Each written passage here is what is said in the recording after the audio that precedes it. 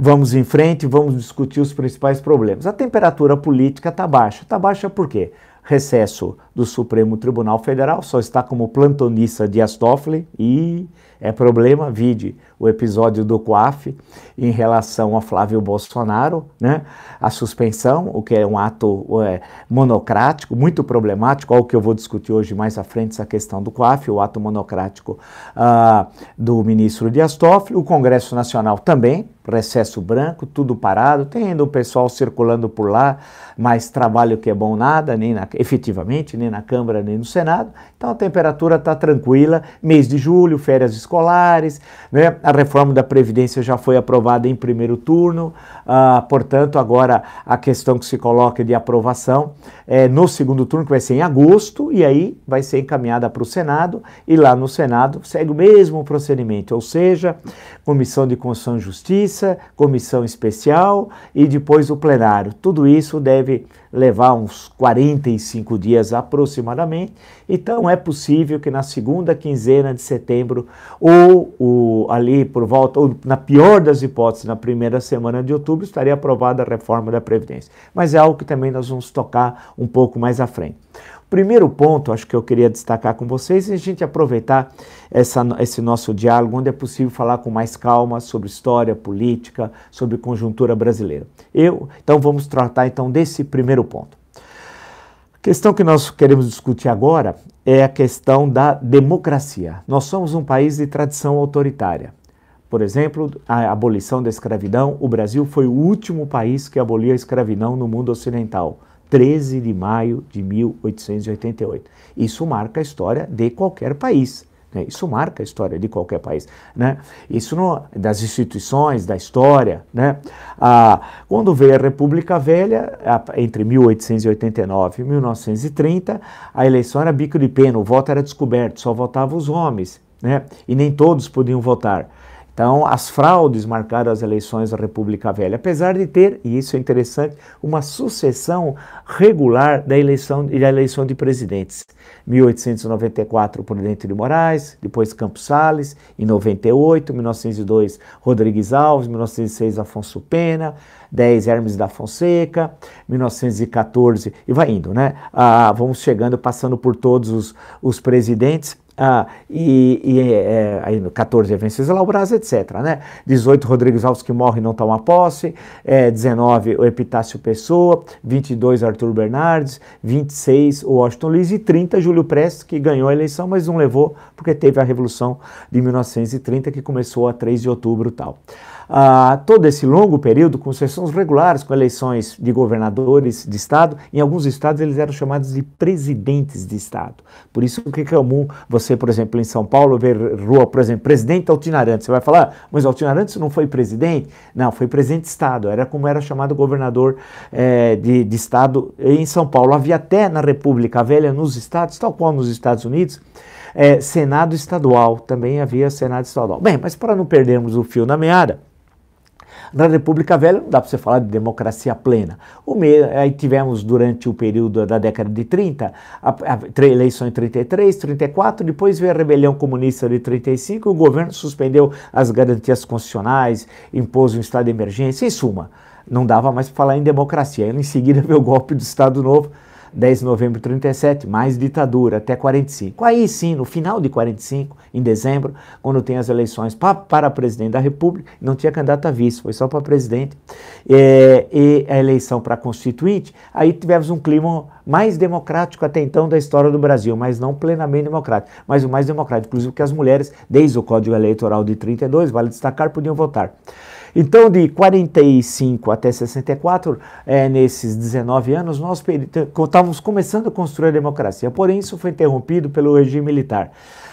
Houve uma supressão de várias eleições, presidente da República, governador de estado, prefeitos das capitais, da cidade de segurança, do Conselho de Segurança Nacional, tudo isso fez com que cassação de mandatos, vereadores, deputados estaduais, deputados federais, senadores, prefeitos, governadores, tudo isso restringiu, e não tinha eleições diretas para presidente da República, qualquer possibilidade de se falar em democracia, no sentido pleno da expressão.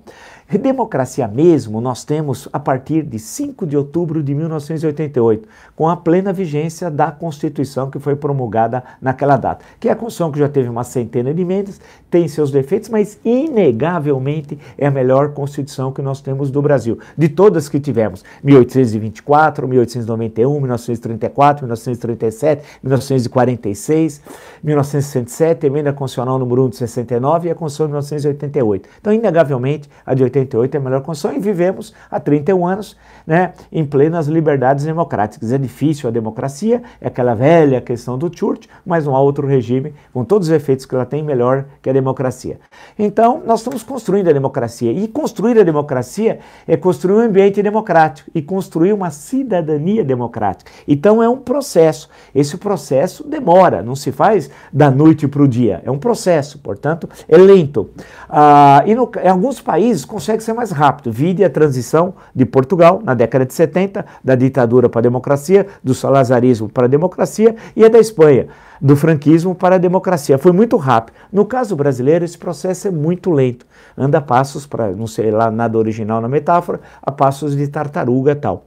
E agora, na conjuntura que nós estamos vivendo em 2019, é interessante nós analisarmos o que está ocorrendo. Nunca o extremismo, o fanatismo de direita esteve tão presente como agora. Tem também o extremismo e o fanatismo de esquerda, mas ele não está no poder. Há uma diferença.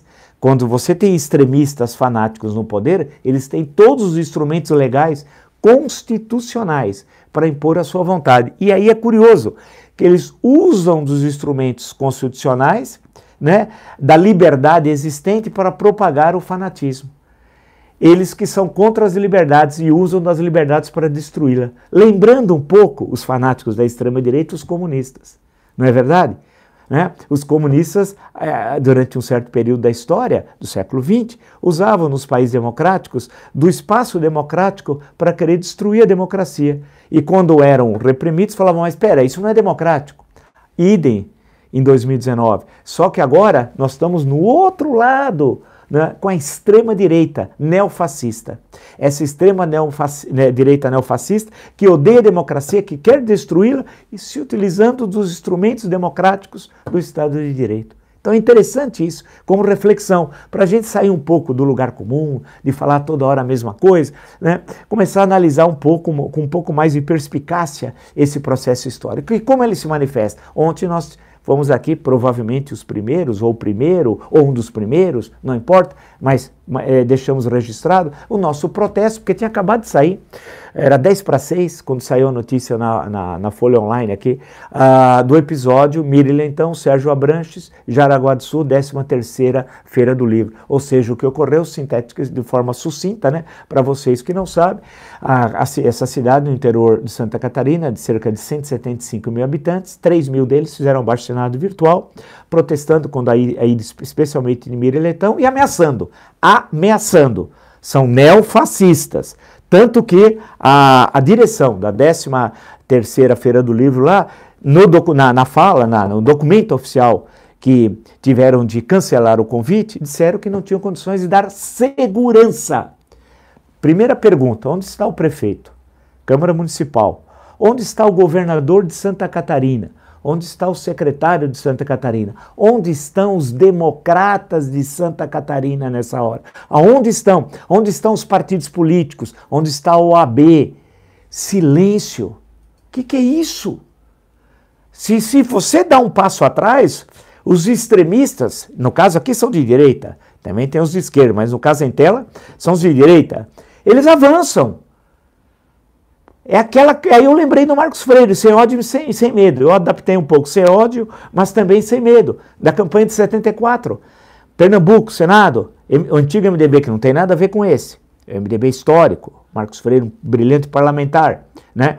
A questão toda que se coloca agora é não ter medo, porque os extremistas avançam e ameaçam. Pode ser que não seja um ponto fora da curva o episódio de Jaraguá do Sul contra Miriam Leitão e Sérgio Abranches. Seja o início de um processo. Ou a potencialização de um processo que já está ocorrendo e que nós devemos dar um ponto final a isso, já, imediatamente. Sobre outras questões é impossível, que onde está presente o fanatismo, nas redes sociais, os xingamentos, o baixo nível. E o que me chama a atenção, e hoje eu estava vendo um desses xingamentos, são as mulheres. Meu Deus, que baixaria! Linguagem de bêbado, de botequim, sabe? Que aqueles homens baixos, mal educados, ignorantes, elas estão usando essa mesma linguagem. E depois põe um salmo bíblico. Aí entra o salmo bíblico. Né? É um negócio inacreditável. Mas essa é a linguagem das redes. Não é possível censurá-las e nem não devemos censurá-las. Devemos sim, tudo tem um limite, né, nas redes, que é o limite do respeito à pessoa humana e que é o respeito à lei e à Constituição. Né? E essa é uma questão complicada que nós vamos ter de enfrentar.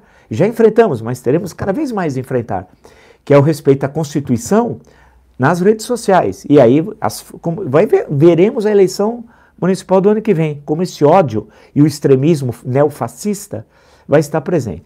Sendo assim, para fazer um resumo, uma síntese desse primeiro ponto da nossa conversa de hoje, temos de repudiar os neofascistas de Jaraguá do Sul. E insisto, seria tão bacana, seria um momento belíssimo da democracia brasileira, se a população de Jaraguá do Sul, são 3 mil que fizeram o baixo virtual, tem 175 mil, cerca de 175 mil habitantes a cidade. Portanto, tem 172 mil pessoas que estão sendo levadas pelos 3 mil. Poderiam responder da seguinte forma: nós, aqui de Jaraguá do Sul, queremos recebê-los.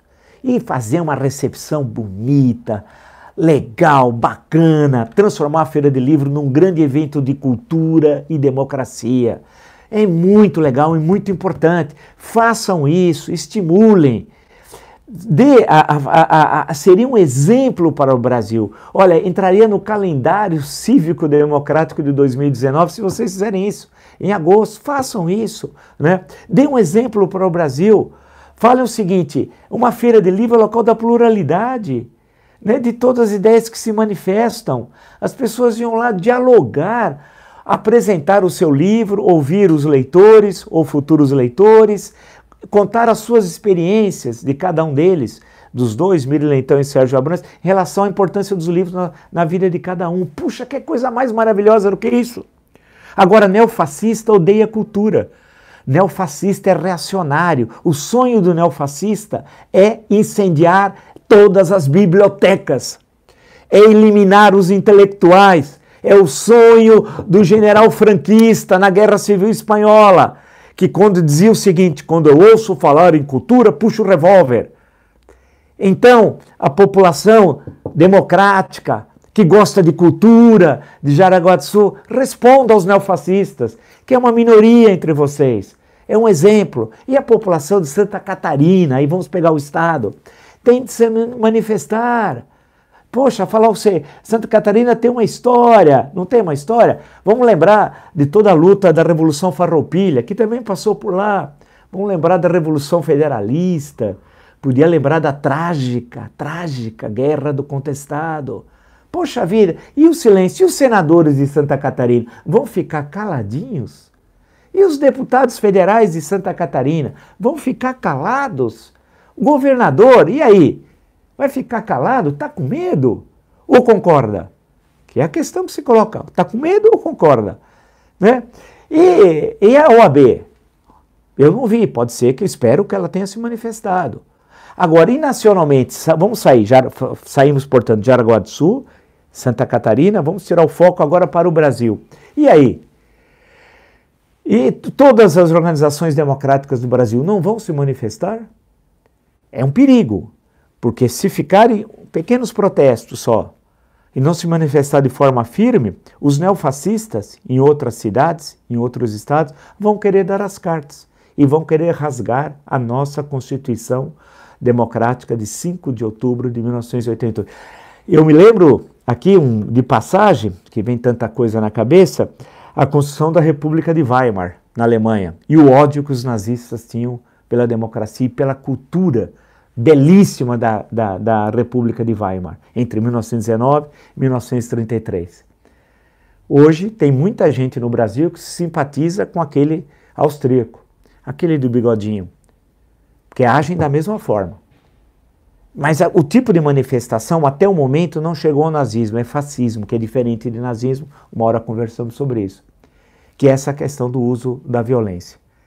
Então, é necessário, portanto, todos nós repudiarmos o que ocorreu lá e exigir uma ação democrática das pessoas. Tem de ser assim, não pode ficar anestesiado, tá bom?